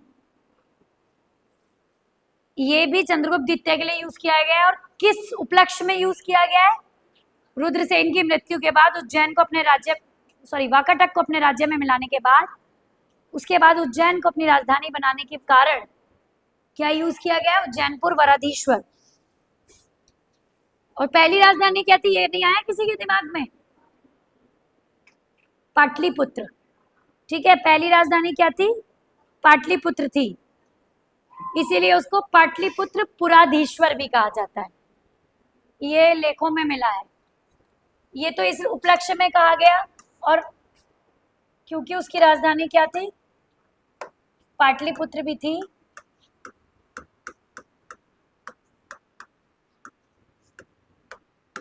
इसीलिए उसे पाटलिपुत्र पुराधीश्वर भी कहा जाता है। और ये कहीं बिल्कुल अनकॉमन क्वेश्चंस हैं, क्योंकि ज़्यादा कॉमन बुक्स में इतना डिटेल में नहीं दिया होता। जैसे आप बहुत वनडे की तैयारी कर रहे हो तो उसमें ऊपर ऊपर का मैटर दे दिया होता है, इतनी डिटेल्स नहीं दी होती कि उपाधियां कितने प्रकार की थी।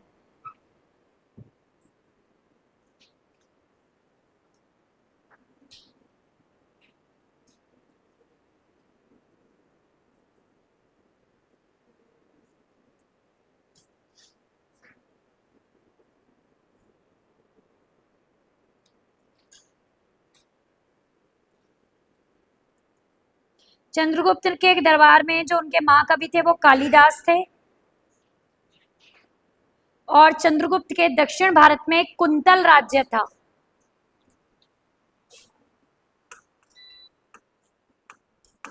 दक्षिण भारत में एक राज्य हुआ करता था कुंतल। ठीक है, कुंतल के जो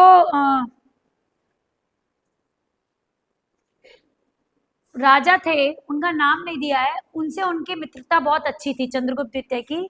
तो जब कालिदास इनके क्या थे, कवि थे, दरबारी, तो चंद्रगुप्त ने महाकवि कालिदास को अपना राजदूत बनाकर कुंतल नरेश के दरबार में भेजा था।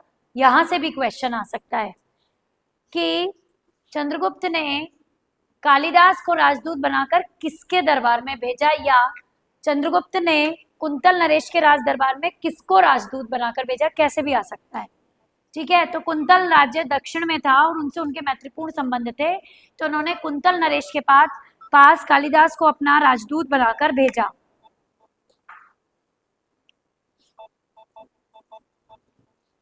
उनका नाम दिया है ककुत्स वर्मन, कुंतल नरेश का।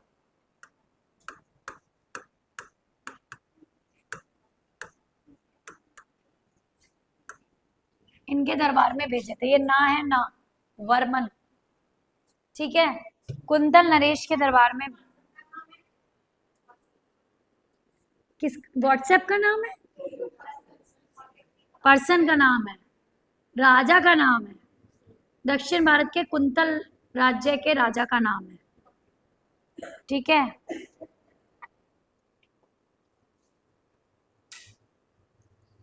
ककुत्स, ककुत्स वर्मन। बाद में ये भी प्रमाणित पता होता है कि ककुत्स वर्मन ने अपनी पुत्री का विवाह गुप्त नरेश से कर दिया था। एक और इस बात का प्रमाण किससे मिलता है वो पढ़ के देख लेना।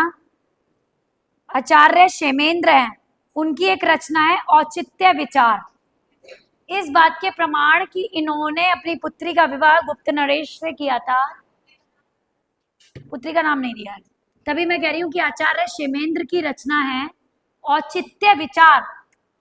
इन्होंने अपनी पुत्री का विवाह चंद्रगुप्त से किया था, इस बात का प्रमाण मिलता है। उसमें पुत्री का नाम भी मिल जाएगा, वरना कल मैं आऊंगी तो बता दूंगी। क्या नाम है क्षेमेंद्र की, आचार्य क्षेमेंद्र की रचना औचित्य विचार। उसमें इस विवाह के बारे में जानकारी दी गई है। जानकारी ही नहीं दी गई, वैवाहिक संबंध की पुष्टि भी की गई है, केवल जानकारी नहीं है। चीनी यात्री फाइयान चंद्रगुप्त के दरबार में आया था, लेकिन हमेशा साल पूछते हैं। 399 टू 414, 399 ईस्वी में, 399 से 414 ईस्वी में चंद्रगुप्त द्वितीय के समय में ही चीनी यात्री फाइयान उसके दरबार में भारत आया था। और किस उद्देश्य से आया था ये किसे पता है? भारत की यात्रा करने। मुख्य उद्देश्य उसका भारत आने का था बौद्ध धर्म की स्रोतों के बारे में जानकारी लेना। बौद्ध धर्म क्या है, बौद्ध धर्म से प्रभावित था, चीन में बौद्ध धर्म फैल चुका था, ठीक है। तो चीनी यात्री फाइयान चंद्रगुप्त द्वितीय के दरबार में बौद्ध धर्म के बारे में जानकारी प्राप्त करने आया था। उसका उद्देश्य बौद्ध धर्म के प्रमाणिक ग्रंथों, प्रमाणिक अर्थात जो प्रमाणित हैं कि ऐसा ही लिखा हुआ है, उसकी खोज करना, ठीक है, और बौद्ध धर्म के तीर्थ स्थलों को देखना भी था। इसलिए फाइयान भारत आया था। और किस रास्ते होता हुआ आया था ये बहुत पूछते हैं। क्या भारत आने से पहले वो श्रीलंका होता हुआ आया था, जिसको सिंगल द्वीप कहा जाता था। तो मध्य चीन के बाद मध्य एशिया, पेशावर, और उसके आगे से पाकिस्तान में पेशावर से होते हुए वो फिर इधर नीचे गया, श्रीलंका सिंगल द्वीप भी गया, समुद्री मार्ग से वापस लौटा। तो उसने सी रूट का यूज किया इंस्टेड ऑफ लैंड रूट। और वह कितने साल पाटलिपुत्र में रहा, इसकी पहली राजधानी जो थी चंद्रगुप्त की? 3 वर्ष। वर्ष से क्वेश्चन कभी भी कहीं भी आ जाता है, ये कितने वर्ष में हुआ, वो कितने, जैसे निर्वाण कितने वर्ष की अवस्था में, मोक्ष के और कैवल्य कितने वर्ष की अवस्था में। तो वर्ष एक हेडिंग डाल लो, वर्ष किसी भी फॉर्मेट में आ सकते हैं, करंट्स में ऑपरेशन किसी भी फॉर्मेट में आ सकते हैं। सपोज अभी यूक्रेन से भारतीयों को वापस लाने के लिए कौन सा ऑपरेशन चलाया गया, तो करंट से अपडेट रहना, ठीक है। या फिर यूक्रेन के बाद क्या हुआ था, उससे आसपास एक यूक्रेन से बुलाया गया था, एक और इजराइल से, वहां से भी बुला लिया गया था, और बहुत सारे ऑपरेशन आ जाते हैं। तो पूछा जाता है कि इन ऑपरेशन कौन सा ऑपरेशन चलाया गया, ठीक है।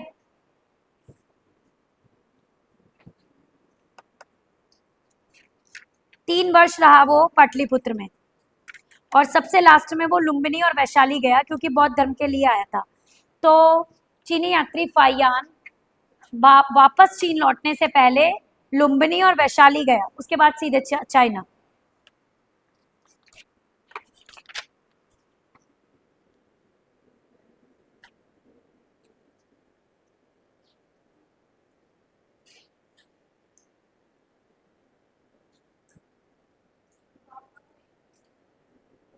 एक चीज याद रखनी है, चंद्रगुप्त द्वितीय की जो सबसे पहली विजय हुई थी वो एक राजा पर हुई थी जिसका नाम था रुद्र सिंह तृतीय, न प्रथम न द्वितीय, तृतीय, रुद्र सिंह, ठीक है, रुद्र सिंह, रुद्र सिंह तृतीय।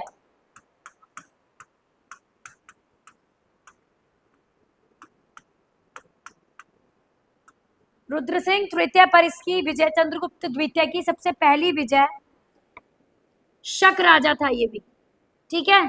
शक राजा रुद्र सिंह तृतीय पर हुई और इस बात की पुष्टि 3 अभिलेखों से होती है, इसलिए इसमें गलत कुछ नहीं होगा।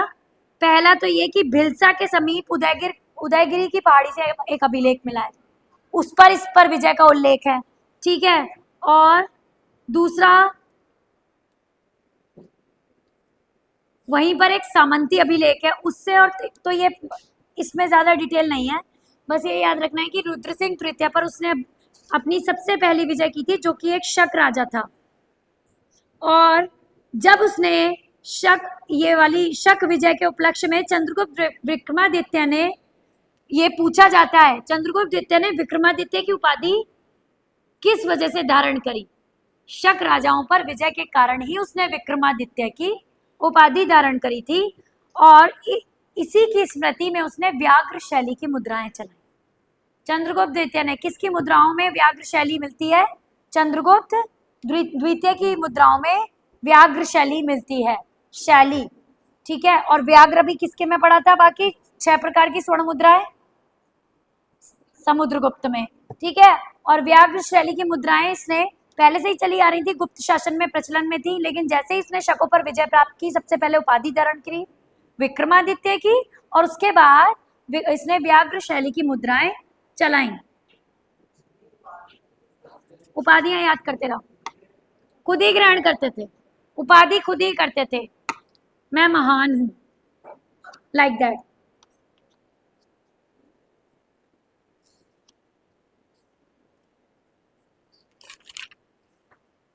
बहुत डिटेल है, बस एक चीज याद रखो, इसका प्रधान सचिव जो था चंद्रगुप्त द्वितीय का, इसके मंत्रिमंडल में, उसका नाम वीरसेन था। प्रधान सचिव का नाम ध्यान रखना, क्वेश्चन आता है यहां से। इसका प्रधान सचिव वीरसेन था। और बहुत सारी डिटेल्स हैं। और जो इसने चंद्रगुप्त द्वितीय ने उपाधि धारण की थी ना, परम भागवत, इस बात से क्या प्रमाणित होता है कि ये भागवत धर्म का अनुयायी था, ठीक है। विष्णु के उपासक थे, वैष्णव धर्म के उपासक थे, भागवत या वैष्णव, ठीक है। और लेकिन इसका जो, ये वैष्णव संप्रदाय को मानते थे, लेकिन इनके जो प्रधान सचिव वीरसेन थे, वीरसेन से बहुत कुछ, वो शैव संप्रदाय को मानते थे। तो एक ही सोचो, एक ही राज्य में ये राजा और इनके प्रधान सचिव, पर संप्रदाय दोनों के अलग अलग। और उसके लिए तो हम आज भी स्वतंत्र है। मेरे ही परिवार में 4 लोग हैं, तो मैं स्वतंत्र हूँ कि मेरे को कृष्ण जी की पूजा करनी है या शिव जी की, तो ये तो अपनी अपनी आस्था होती है। तो खैर, वो शैव, वीरसेन शैव संप्रदाय को मानते थे और वो वैष्णव विष्णु जी को मानते थे, ठीक है। चंद्रगुप्त द्वितीय वैष्णव संप्रदाय से थे। इनका एक सेनापति था, उसका नाम था आम्रकार्दव। इनके सेनापति का नाम था आम्रकार्दव।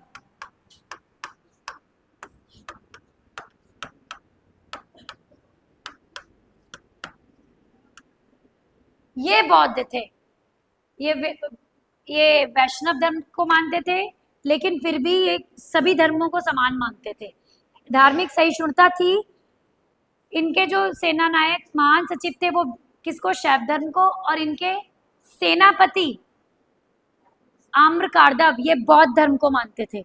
आम्रकार्दव ये सेनापति थे, प्रधान सेनापति। और वो कौन थे? प्रधान सचिव। दोनों के डिफरेंस याद रखना। इसके बाद किसको पढ़ना है हमको? बहुत डिटेल है, विद्या प्रेम से संबंधित इनकी डिटेल है। और एक चीज, अष्टप्रधान तो था, समय हो गया, क्या हुआ? हाँ, भेजूंगी अभी। बहुत, अब धर्म में मैंने 2 पॉइंट्स लिखवाए।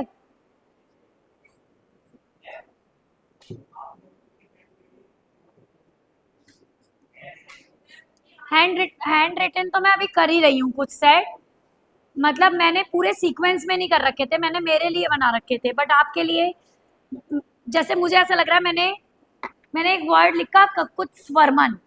अब मुझे इसकी डिटेल पता है ना, तो मुझे ये याद रह जाएगा कि मुझे इसे रिकॉल करना है। आपको ये भी बताना पड़ेगा कि हु इज ककुत्स्वर्मन, है ना। तो बस वही डिफरेंस आ रहा है। लेकिन मुझे नहीं पता, 2 more classes are there, 2 लेनी है बस, कल और परसों, उसके बाद मैं नहीं आऊंगी, ठीक है। लेकिन मैं नोट्स तब तक भेजूंगी जब तक मेरे को फ्री किया जाएगा नोट्स भेजने के लिए। मतलब मैं आप लोगों को सबको तब तक नोट्स भेज दिया करूंगी, और जो मैंने नहीं भी पढ़ाया है वो भी डिटेल भेज दिया करूंगी। कहीं ऐसा लगेगा कुछ बहुत इंपॉर्टेंट है तो टिक लगा के भेज दिया करूंगी, ठीक है। उसको पढ़ लिया करना, क्योंकि पेपर्स इतने दिए हैं, या टाइम हो गया है, या अभी भी पढ़ना पढ़ाना टच में रह रहा है, तो हो सकता है आपकी कुछ हेल्प हो जाए, उसको उसके अकॉर्डिंग चलना। लेकिन ये बात इसलिए बोल रही हूँ, ये मत मानना कि मैं आप 2 दिन के बाद नहीं आऊंगी तो नोट्स कम पढ़ेंगे। नोट्स मैं प्रॉपरली भेजूंगी जब तक आपको उसकी नीड होगी, ठीक है। भेजने शुरू कर दूंगी स्टार्टिंग से। हाँ, मेरा मेरा एंशिएंट हिस्ट्री के मैं प्रॉपर नोट्स भेजूंगी, और मेरे को एंशिएंट हिस्ट्री से कोई मतलब नहीं, मेरा सब्जेक्ट है हिस्ट्री, और मैंने हिस्ट्री वैसे भी मॉडर्न में करा है, ठीक है। मैंने एंशिएंट में नहीं करा, चॉइस थी, मैंने मॉडर्न हिस्ट्री ली थी। मैं आज डेली भेज दिया करूंगी। इस महीने किसका एंशिएंट का टेस्ट कौन लेगा? मैं लूंगी।